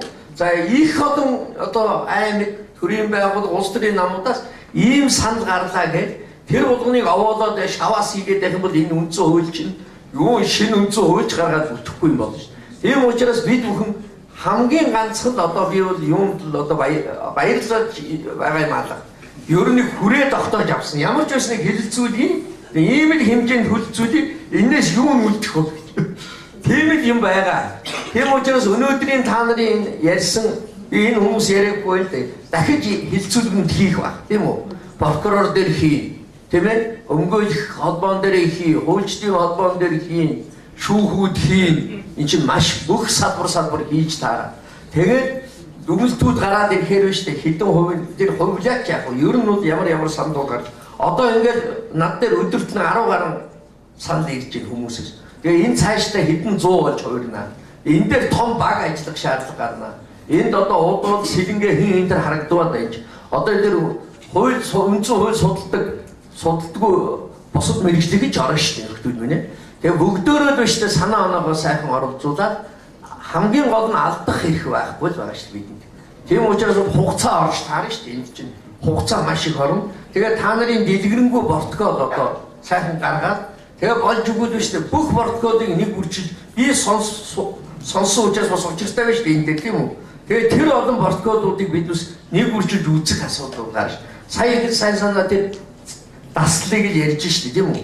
Зөндөө тарсан яагаад та нарт дасалгүй эцсийн нөгөө манай чинь 2 3 алга хянаж байгаа ш. Тэгээд алдчих. За энэ мэтлэнгээр биш үү? Юмнууд гарна ш. Тэгвэл үедээ ингэжсэн байхгүй үндсэн хуулийг гаргаад ардын эрх сонинд нийлүүлснээр хүчинтэй их гээд тэгсэн чинь уг ихтэй тулгсан чинь нэг завтайг энэ ламж багш одоо тарцсан байна. Тогтоосон шүү дээ. Тэгээд бас дараа нь тэрийг засч ирсэн. Энэ мэтлэнгийн юмнууд болдог л байхгүй юу? Легал лимфо дээр 2 асуудал зөрсөн шүү дээ. Би санамсаргүйгээр хичээл хийж байгаа нөгөө хууль амьд хичээл хийж байгаа тэгээд хууль зүйн ямар уцтаад тэрийг нөгөө легал лимфо руу оруулсан. Тэгэхгүй нөгөө хэрэглэгч чинь тийм легал лимфо уншаад явж байгаа шүү. Их мэтлэнгийн юм гардгийн даатгалын дээр байлуу юм дээр байлаа. Библийн хуулийн дээр байсан. За ийм байна. Тэгээд та бүхэндээ хадгалаа илэрхийлж байна. За дүмдэж ямсан гишүүн дээр тусгаалan цаг гаргаж зочноор ирээд бас өөрөө мэдээлэл өгөөд тайлбар өгч яваад маш их баяртай. Ингээд хууль тогтоож ялангуяа ажлын хэсгийн ахлагч бас хууль зүйн шилжүүлэхний доктор одоо дүмдэж ямсан багш ингээд өөрөө сонсоод энийг тал талаас нь харж байгаад бол судлаач нар бидний хувьд бас хуульчдын хувьд одоо маш талархалтай хүлээж авч байгаа гэдгийг бас дахин хэлье. 5-2 дээр энэ улсын хурлын гишүүн, засгийн газрын гишүүн байх тухай энэ дөр би арай өөр саналтай байлаа. Яг бол одоо дэлхийн нийтийн чиг хандлага бол яг үгээр гүйцэтгэх эрх мэдэл бол сонгуулиар өөр олон болж гарч ирдэг. За сонгуулиар олон болж гарч ирээд бол ерөнхий сайд яг үгээр намынхаа мөрийн хөтөлбөр бодлогыг хэрэгжүүлэх болдог. За намын мөрийн хөтөлбөр бодлогыг хэрэгжүүлэх бол гол янзын сайд нар бол одоо ялангуяа Герман, Англид бол заавал энэ засгийн газрын гишүүн гэдэг. Өөрөөр хэлбэл парламентд чуулган дотор талбай дотор юу болж байгааг бол эдгээр заавал мэдэх шаардлага гардаг. Намынхаа бодлогыг хэрэгжүүлдэг. Мөн бас сайд бол альтруизм сайд бол бодлого тодорхойлдог ш. Яаман дээр бол үндсэндээ сайд бол өглөөнөөс орой болгон суугаад байгаа шаардлага байдгүй гадны оронд. Энийг бол хүн хийдэг гэхээр гадна төрийн нарийн бичгийн дарга бол хийдэг. Төрийн нарийн бичгийн дарга яамны өдөр тутмын үйл ажиллагаа өдөр. Тийм учраас бол одоо энэ миний бодлого одоо энэ судалгааны үндсэн дээр бол аваад үзэхэд бол энэ бол ингээд ямар ч зөрчилдөх зүйл бол ерөөсөн хардгүй маа. Гэхдээ манай нөхцөлд бол аваад үзэхээр бол яадаг вэ яг Монголын практик бол арай энэ гадны орны дэлхийн нийтийн жишгээс өөрөөр бол явчаад байгаа тохиолдол би их хурлын гишүүн болохоор засгийн газрын гишүүн болохоор чамаас арай жоохон илүү ч гэдэг юм нөгөөдөлтэй жоохон арай өөрөөр ханддаг салбарыг унаахаа. Гэтэл энийг бол одоо ингээд цөөхөн гэдэг юм одоо чиглэлийн одоо хууль зүйч гэдэг юм уу сангийн янз ийм чиглэлийн цөөхөн янз засгийн газрын гишүүнийг бол давхар болгоход бол энэ тухайн ялсан намын бол энэ ард түмнээс мандат бол гарч ирж байгаа ялсан намын бодлогыг хэрэгжүүлэхэд бол бүрэн болоод ингэж дэлхийн нийтийн зарчмаар явж байгаа гэдгийг л одоо хэлэх сонирхолтой байна. Тэгэхээр сая Дүмдэж ямсан гишүүн хэлж байна. Үндсэн хууль нэмэлтөөрт оруулах төсөл маань бол нөгөө нэмэлтөөрт журмын тухай хууль заасны дагуу хуулийн төсөл биш юм аа. Төсөл хууль биш. Одоо төсөл одоо тогтоолч биш. Тэгээд төсөл гэдэг ийм хэлбэрлүү явж байна гэж байна. Тэгэхээр энэ бол одоо маш том ухалт шүү гэж хэлмээр байна. Яагаад гэвэл бид чинь энэ асуудалд 2010 онд цэг тавьсан шүү дээ. 99 онд анхны нэмэлт өөрчлөлтийг үндсэн хуулийн цэц хянсан шүү дээ. Хянаад хүчингү болгож ирсэн. Тэгээд төсөл мөн үү одоо хууль үү гэж явж байгаа. Тэгээд 2010 онд үндсэн хууль нэмэлт өөрчлөлт журмын тухай хуулиар үндсэн хууль нэмэлт өөрчлөлт оруулах одоо хуулийн төсөл байна гэдэг маш тодорхой заасан байна. Тэгэхээр одоо яг тэр өмнө одоо судлаачдад янз янзын байр суурь үзэл бодлоо хэлж болно л да. Одоо бид нар судлаачдын байр суурийг сонсдог цаг биш шүү дээ. Одоо бол 44 өдөр хуулиар мөрддөг цагаа. Тийм болохоор бол яг хуулийн төсөл гэдгээрээ явахгүй бол үндсэн хууль нэмэлт өөрчлөлт оруулах журмын тухай хуулийг зөрчих ийм асуудал бас үүсэж байна гэдгийг бас хэлмээр байна. Хоёрдугаарт нь одоо энэ үндсэн хууль нэмэлт өөрчлөлтийн төсөлтөөр санал авах гэж энэ төсөлд ороогүй асуудал бид нар санал өгч болно гэж ойлгож байгаа тийм ээ. Тэгэхээр одоо энэ асуудал дээр бол ороогүй маш олон асуудал байгаа. Тэгээд энэ анханаас нь бол одоо үндсэн хууль нэмэлт өөрчлөлт оруулахын харилцаа асуудал бол ер нь жоохон төгтөө буруу явсан гэж бодож байгаа. Яг тэгэхээр их хурл үндсэн хууль нэмэлт өөрчлөлт оруулах асуудлаа ямар асуудал өөрчлөлт оруулах вэ гэдгийг тогтоол байгаа 6 асуудлыг бүрийг тогтоогод өгчөж. Уул нь хууль санаачлагч бол ямар асуудал өөрчлөлт оруулах вэ гэдгийг хууль санаачлагч өөрөө босоод явах хэрэгтэй шүү дээ. Одоо ингээд бид нар 6 асуудлын хүрээнд ингээд баригдчихад ингээд яваад байгаа. Тийм болохоор цаашдаа бол ямар нэгэн асуудлаар нэмэлт өөрчлөлт оруулах саналаа илэрхийлж болох уу гэдэг нь бол нээлттэй байна гэдэг. Энэ дээр бол одоо баяртай байна. За хоёрдугаарт нь үндсэн хуулийн нэмэлт өөрчлөлтийн төслөөр бид сонгуулийнхаа тогтолцооны асуудлыг бол албаны төсөв асуух хэрэгтэй гэж бодож байгаа. Яг тэгэхээр 2008 онд бид нар 2012 онд холбоо тогтолцоогоор явсан тийм ээ. 16 онд бол мажоритар тогтолцоогоор явсан. Ингээд сонгуул болгоны өмнө бид нар сонгуулийн тогтолцоогоо ярьдаг. Сонгуул болгоны өмнө сонгуулийн хуулиа өөрчилдөг. Энэ юмнаас одоо болмоор байгаа. Тухайн үеийн эрхлэгч яг өөрийн ирэх шалтгаан нийцүүлж байгаа сонгуулийн тогтолцоогоо өөрчилждэг. Одоо энийг бол яг шийдэх цаг нь бол боссоо. Тэгэхээр энэ Монголын хууль зүйн салбар, хууль зүйн шинжлэх ухаан, Монголын хууль зүйн амьдралын энэ хууль зүйн шинжлэх ухааны суурийг тавьсан эрдэмтдтэй салшгүй холбоотой байж хууль зүйн одоо шинэ хууль зүйн амьдрал бол Монголд өрнөсөн юм процесс. Тэгэхээр бол энэ одоо сав догш, чим догш гэх энэ хол улсууд суурийг тавиад хөгжүүлээд тэр тухайн улсын шинжлэх ухааныхаа түвшиндээ үндсэн хуулиа хийгээд ингээ энэ улсуудад бид нэр бүгдээрээ амь зэрэнд энэ улсуудыг толгойд авч даахдаг байсан. За ингэнэ тэгнэгээд за ингээ энэ улсууд ингээ яваад өгсөн чи ер нь бол улсуудад хандлага өөрчлөгдсөн. Өө энэ яаж өөрчлөхгүй яах вэ гэх. Ингээ энэ 7 өөрчлөлтийг чинь бүгдийг буруу гэж мэрэгжлийн үүднээс тогтоогоод эннээсээ болоо гэж ингээд одоо дахиж өөрчлөлтөн гээд ингээ яваад байсан. 99 онд энэ үндсэн хуулийн нэмэлт өөрчлөлт чинь үндсэн хуульдаа нийцээгүй байна гэж зис тогтоод гаргацсан байна. Тэрийг өнөөдөр энэ шүүхээс гарсан шийдвэр байсаар байтал бид нэр тэрийг өнөөдөр юу гэж ойлгож юу гэдэг юм юм. Энэ ч болохгүй гэж тогтооцсон байх чинь ахиж бид нар яаж чадах юм гэдэг шүү дээ. Тэгээ бүрэн энэ юмнуудаа болиулаад тэр хуучин өөрчлөлтүүдээ сэргээх юм ярих хэрэгтэй байдаг чинь биднүүдэд ихгүй ингээд зарим нь сэргээж байгаа, зарим нь хагас сэргээж байгаа энэ төр гихмичд ийм ярьж явмааргүй байна. Тэгээд зарчим байр суурин дээрээ л байцгаамаар.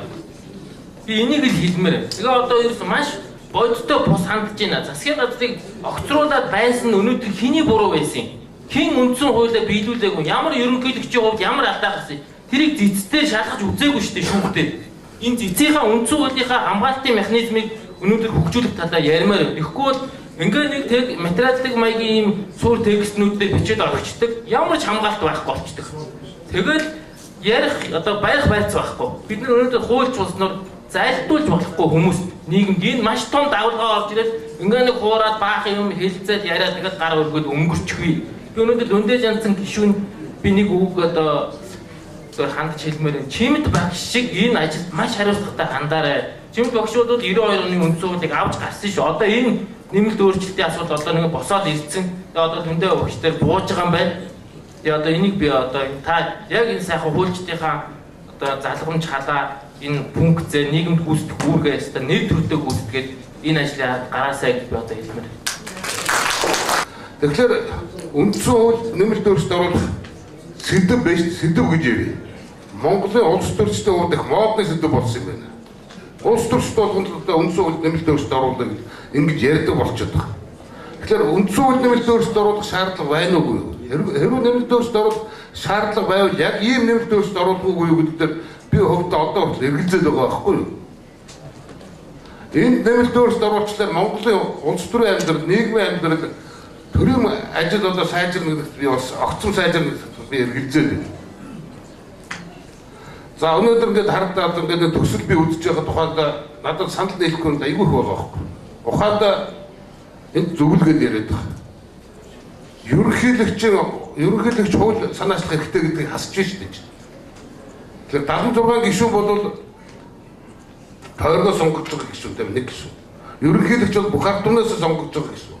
Өөрийнхөө хөтөлбөрөөр дэвшүүлж сонгогдож байгаа гишүүн.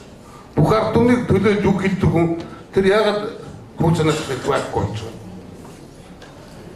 Манай төрийн ажил сайжрах байгаас эргэлзээтэй байгаа шүү дээ.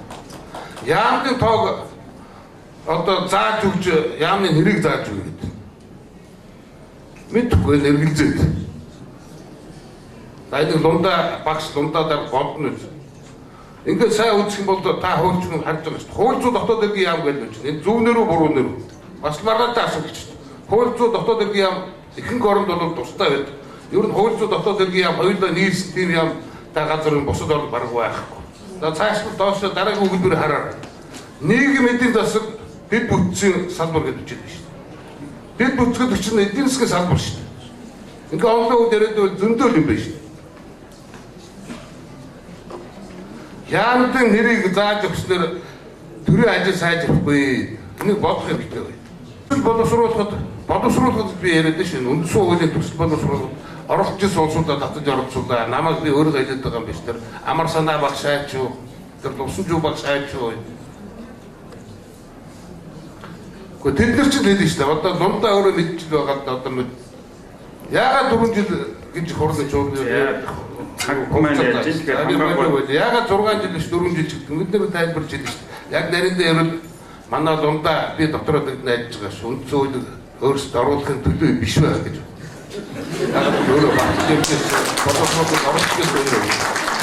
Эцэст нэг зүйлийг бас онцолж хэлмээр байна. Ваймарын бүгд 8 тус гэж байсан. 1919 онд үндсүүлэлтэд батсан. Тухайн үед маш ардчсан үндсүүлэлтэй байсан. Тэгэхээр тэр тогтолцоо маань бол одоо гиддэрч гэдэг юм уу тийм хүний гарч ирэх ийм нөхцөл байдал үүссэн. Үндсэн хуулиа үүчтийн зогсоогоод тэгээд өөрчлөөд явсан. За саяхны тохиолдолд бол Турк байна. За одоо Унгар байна. 90 онд бол Монголтай адилхан шийдвэрийг маш сайн хийж ирсэн, бүр манлайлж ирсэн. Харамсалтай нь 2011 онд Унгар үндсэн хуулиа шинжилсэн найруулаад үндсэн хуулийн шүүхийнхээ бүх шийдвэрийг хүчингүй болгоод тэндээ нэг намын хүмүүсийг томилоод дээд шүүхээ бас тэгж өөрчлөөд цөөнхөн ирэх хөвлөө хараад тус байдлыг байхгүй болгоцсон. Хяналт тэнцлийн тогтолцоо байхгүй болсон.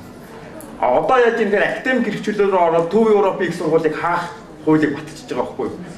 Тэгээд Орбан гэдэг ерөнхий сайд болоод яаж юм хэрэг ерөнхийдөө либерал биш арчил тийм авторитар дэглэмлүү орчлоо гэдэг Европын холбооны бүр зөвлөмж гарсан. Тэгээд би бол докторийн ажилдаа Унгарыг судалж ирсэн учраас энийг бас мэдээлэлтэй байгаа. Тэгээд энэ тэр өөрчлөлтийн төсөл нь гарч явахад Унгарийн үндсэн судлаачид нь зөвлөмж ийм петишн гаргаад тэгээд гадаадын Унгарыг бас судалдаг судлаачтай гарын өсөж зурулж би гарын өсөж зурж ирсэн. Хуульчид нь санал нэгдээд харамсалтай тэрийг зогсоож чадаагүй 2 жил хилцэж байгаад 11 онд бол тэр төслөө батлаад одоо бол нөхцөл үнэхээр одоо хэцүү болсон гэж. Тэгэхээр би одоогийн явж байгаа процесс ийшээ явчлаа гэж хэлээгүй. Гэхдээ Монгол маань бол Европын холбооны гишүүн улс биш. Төв Аз дахь Япон Солонгосын дараа ганцхан арчсан улс байна шүү дээ. Энд чинь өөрөө Монголын тусгаар тогтнолын баталгаа. Тэгэхээр энийг бид нандинан хадгалж энэ үндсэн хуулийнхаа үнд зүйлийг хамгаалах иргэнийхээ үүргээ биелүүлэх нь бол маш чухал байгаа юм. Энэ дээр сонор сэрэмжтэй хандах хэрэгтэй. Ялангуяа маш олон хуульч энэ дээр эсрэг саналтаа би одоо үндсэн судлаачдыг одоогор нэг сонсоог байна. Тэр нь юу вэ гэхээр энэ төрийн 3 эрх мэдлийн салаам өчр дээр нэмж төрийн албаны зөвлөл болон төрийн хяналтын байгууллага гэж тодорхойгүй хэн байгуулах нь тодорхойгүй ямар эрх мэдэлтэй байх нь тодорхойгүй ийм өргөн эрх мэдэлтэй байгууллагуудыг байгуулах нь үндсэн хуулийн суур бүтцийг эвдчихэж байгаа учраас журмын хуулийг зөрчилсөн гэдэг дээр бол маш олон хүмүүс санал нэг байгаа. Энэ дээр бол бас эргэж анхаарч үзээсэй гэж хүсэж байна. Тэгээд анхааралтай явсан явдал та бүхэнд баярлалаа, саналаа бичгээр ирүүлнэ үү гэж бас хүсэж байна.